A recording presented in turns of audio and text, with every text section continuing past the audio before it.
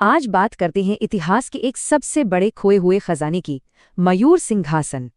ये मुगल सल्तनत की शान और ताकत का सबसे बड़ा सिंबल था और आज गायब है। इसकी कीमत का अंदाजा इस बात से लगाइए कि ये ताजमहल से भी 2 गुना महंगा था। तो आखिर क्या था ये सिंहासन और गया तो गया कहाँ? चलिए इसी की कहानी जानते हैं। तो ये कहानी शुरू होती है 1628 में 5वें मुगल बादशाह शाहजहां के साथ। शाहजहां का मानना था कि सल्तनत के कीमती हीरे जवाहरात तिजोरी में बंद रखने के लिए नहीं है।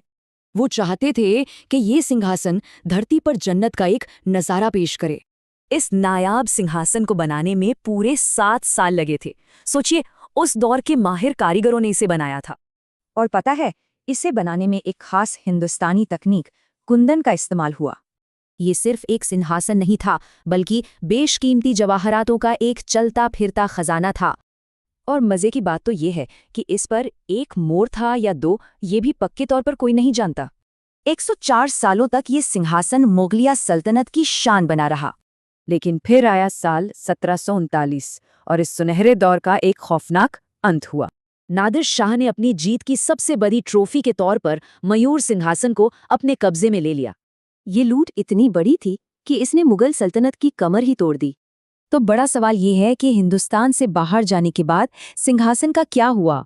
नादिर शाह के कत्ल के बाद उसकी दौलत के लिए सिंहासन के टुकड़े टुकड़े कर दिए गए।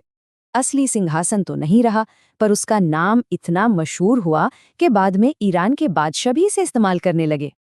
और आज उस सिंहासन के टुकड़े और उसकी विरासत दुनिया भर में फैली हुई है। इस सिंहासन की कहानी असल में बड़ी बड़ी सल्तनतों के बनने और बिगड़ने की कहानी है। जिन जवाहरातों को ताकत की निशानी समझा जाता था, वही दुश्मनों को खींचने वाला चुंबक बन गए। तो आखिर में सवाल यही बचता है, किसी चीज की ताकत उसके होने में है या उसकी कहानी में जो हमेशा जिंदा रहती है?